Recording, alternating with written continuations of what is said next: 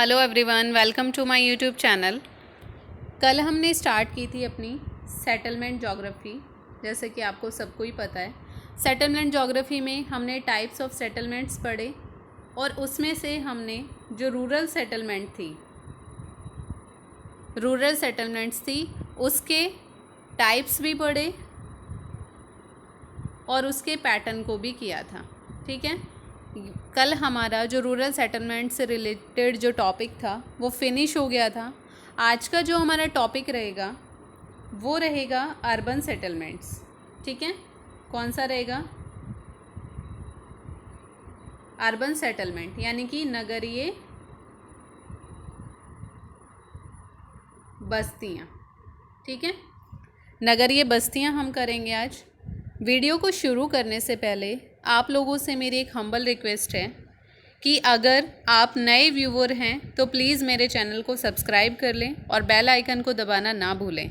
और अगर आप मेरे सब्सक्राइबर ऑलरेडी हैं तो प्लीज़ मेरी वीडियो को जब भी आप देखते हैं, अगर आपको वीडियो पसंद आए तो उसको लाइक ज़रूर कर दिया करो, क्योंकि जब भी आप मुझे लाइक करते हो तो मुझे उससे एक हैप्पीनेस भी मिलती है, प्लस में और अच्छा काम करने के लिए मेरा मन करता है। तो ये चीज़ें आपके साथ शेयर करनी थी। चलिए इसी के साथ हम अपने आज के टॉपिक को स्टार्ट करते हैं। टॉपिक है हमारा नगरीय बस्तियाँ। ठीक है, सबसे पहले जो नगरीय बस्तियाँ होती हैं ना, इनके लिए गवर्नमेंट ने कुछ कंडीशंस लगाई हुई हैं। नगरीय बस्तियाँ मतलब कि सब क्या कहना चाह रहा है ये कि कोई भी पर्टिकुलर एरिया है। ऐसे तो आप किसी विलेज को भी सिटी बोल सकते हो, लेकिन नहीं बोल सकते हो ना। क्यों? क्योंकि उसके पीछे रीज़न है, कुछ कंडीशंस काम करती हैं। अगर उन कंडीशंस को फुलफ़िल कर रहा है कोई पर्टिकुलर एरिया तो आप उसको सिटी या नगर बोल सकते हो, और अगर वो फुलफ़िल नहीं कर पा रहा है तो आप उसको अर्बन सेटलमेंट्स में नहीं काउंट कर सकते हो। तो वही जो कंडीशंस हैं, क्या क्या प्रावधान दिए गए हैं, वही हम करने जा रहे हैं। और क्वेश्चन जो बनते हैं आपके इस टॉपिक में से वो यहीं से बनते हैं। ये कंडीशंस स्टेप बाय स्टेप आपसे दे दी जाती हैं और उनमें से एक जो कंडीशन होती है वो गलत होती है और आपको वही देखना पड़ता है और वही आंसर आपका होता है। तो चलिए शुरू करते हैं।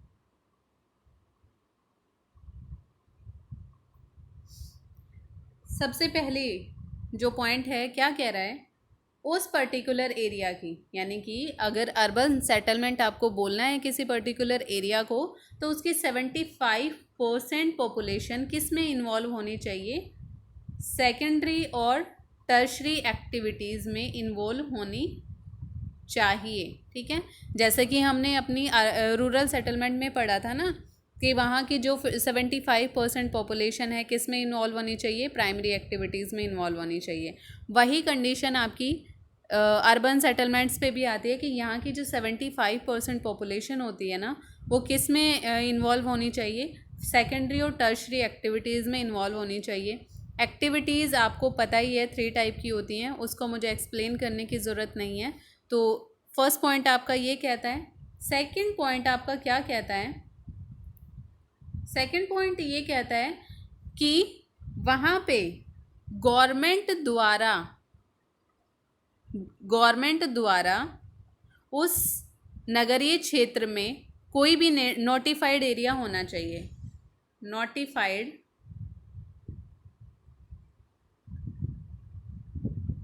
एरिया होना चाहिए। नोटिफाइड एरिया मतलब कि गवर्नमेंट ने डिक्लेयर कर रखा है कि वहाँ पे ये नोटिफाइड एरिया है, इस वजह से हम उसको अर्बन सेटलमेंट में काउंट करें। नोटिफाइड एरिया जैसे कि नगर पालिका हो गई, है ना,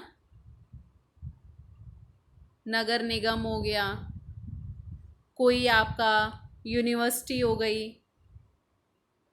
आपकी कोई भी लेबोरेटरी हो गई। तो इस तरीके से कोई भी एक नोटिफाइड एरिया होना चाहिए। अगर इन सब में से कोई भी एक नोटिफाइड एरिया वहाँ पे मिलता है तो आप उसको क्या बोल सकते हो? अर्बन सेटलमेंट बोल सकते हो। ठीक है, तो यहाँ पे 2 पॉइंट हमारे कंप्लीट हो गए। नंबर 3 हमारा क्या कह रहा है? वहाँ का न्यूनतम जनसंख्या का घनत्व, जो पॉपुलेशन की डेंसिटी है, कितनी होनी चाहिए? सिटी की बात हो रही है। 400 पर्सन पर किलोमीटर होना चाहिए, पर स्क्वायर किलोमीटर होना चाहिए, सॉरी। तो यहाँ वहाँ पे कितना होना चाहिए, न्यूनतम जो पॉपुलेशन की डेंसिटी है 400 व्यक्ति प्रति वर्ग किलोमीटर, या फिर आप ऐसे कह सकते हो 100 व्यक्ति प्रति वर्ग मील होना चाहिए, 100 व्यक्ति प्रति मील होना चाहिए। दोनों ही आ सकते हैं, आपसे 100 व्यक्ति प्रति मील भी पूछा जा सकता है, दे सकता है एग्जामिनर, और 400 पर्सन प्रति वर्ग किलोमीटर। तो ये चीज़ आप याद रखना, मील में आपके 100 व्यक्ति और किलोमीटर में आपके 400 व्यक्ति प्रति वर्ग किलोमीटर में होने चाहिए। ये थर्ड कंडीशन है। कंडीशन नंबर 4 क्या कहती है,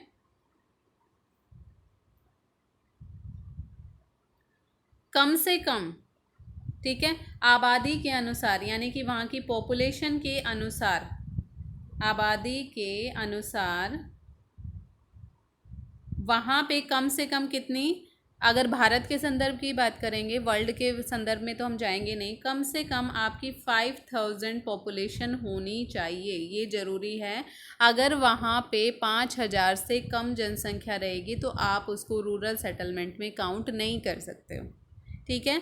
तो यही 4 पॉइंट मेन थे, हम इनको देख लेते हैं क्या क्या थे। पहला पॉइंट देखो, नगरीय बस्तियां हमने पढ़ी, गवर्नमेंट ने इसमें कुछ कंडीशंस लगा रखी हैं, वो कंडीशंस क्या हैं देखो। पहला पॉइंट क्या कहता है, 75% पॉपुलेशन आपकी कौन सी एक्टिविटी में इन्वॉल्व होनी चाहिए, सेकेंडरी और टर्शरी एक्टिविटी में इन्वॉल्व होनी चाहिए, ठीक है।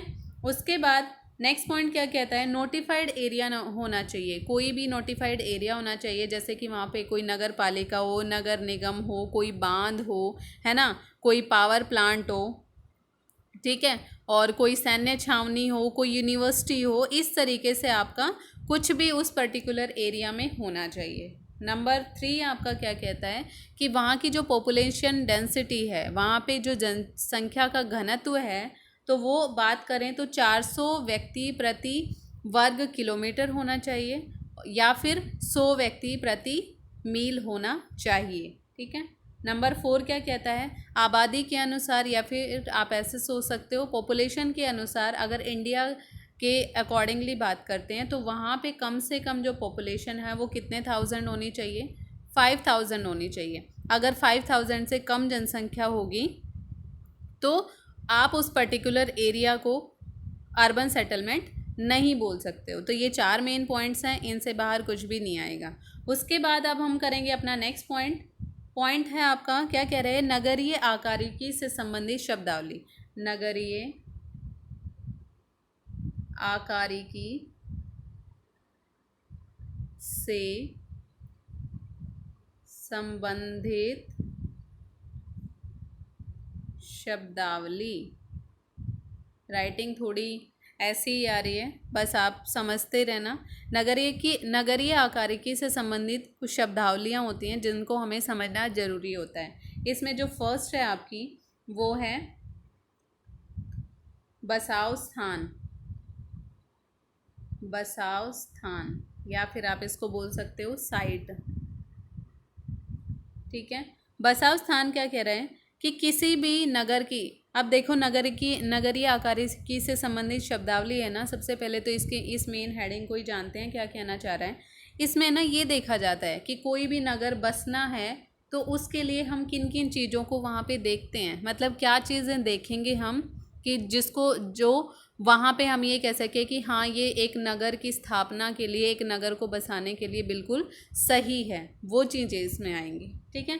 तो इसमें सबसे पहले हम क्या देखेंगे, साइट देखेंगे, बसाव का स्थान देखेंगे। साइट में देखो क्या आएगा, स्थान देखना है, स्थान यानी कि आपका उच्चावच, जलवायु, स्थलाकृति, यानी कि वहाँ पे जो वहाँ के रिलीफ फीचर्स हैं, वहाँ की क्लाइमेट कैसी है ना, वहाँ की लैंड फॉर्म कैसी है, उबड़ खाबड़ तो नहीं है, प्लेन एरिया है, कैसा है, ये सब हम इसमें देखते हैं। मतलब कि स्थान, वहाँ का वो जो एरिया है वहाँ पे सिचुएशन कैसी है, वहाँ का उच्चावच कैसा है, वहाँ की लैंड फॉर्म कैसी है, वहाँ की क्लाइमेट कैसी है, ये सारी चीज़ें हम वहाँ पे देखते हैं, ठीक है। दूसरा हमारा पॉइंट जो आता है वो आता है बसाव स्थिति। स्थान और स्थिति में कंफ्यूज मत होना, सिचुएशन, इसमें देखो क्या आएंगे,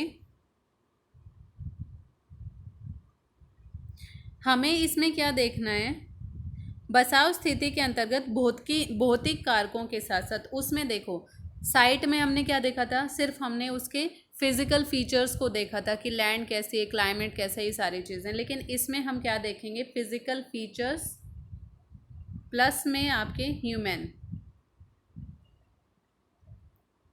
कॉजेज, दोनों को देखेंगे। यानी कि आप ऐसे बोल सकते हो भौतिक कारक और मानवीय कारक दोनों को इसमें देखा जाता है, कि मतलब कि मानव के अकॉर्डिंगली वो पर्टिकुलर एरिया कैसा है, अगर वहाँ पे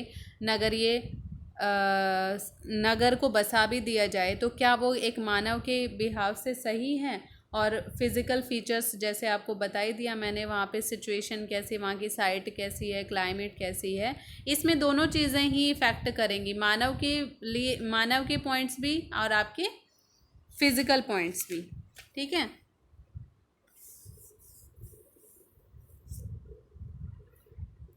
और इसमें ये भी देखा जाएगा कि वो जो एरिया आपने चूज़ किया है आसपास के एरियाज़ के कंपैरेटिवली कैसा है, कैसा नहीं है, वहाँ पे सिचुएशन अच्छी रहेगी, मतलब कि एक ये एरिया है, एक ये एरिया है, तो यहाँ पे आपने सोचा है कि यहाँ पे आप सिटी को डेवलप करेंगे, लेकिन फिर आपने ये देखा कि देखेंगे कि इसके कंपैरेटिवली क्या ये बेटर रहेगा, तो ये सारे के सारे सिचुएशन आप वहाँ पे देखेंगे कि सही है, नहीं है तो क्यों नहीं है, क्या करना चाहिए क्या नहीं, वो सारे चीज़ें इसमें आना चाहिए, तो ये भी एक महत्वपूर्ण कारक है।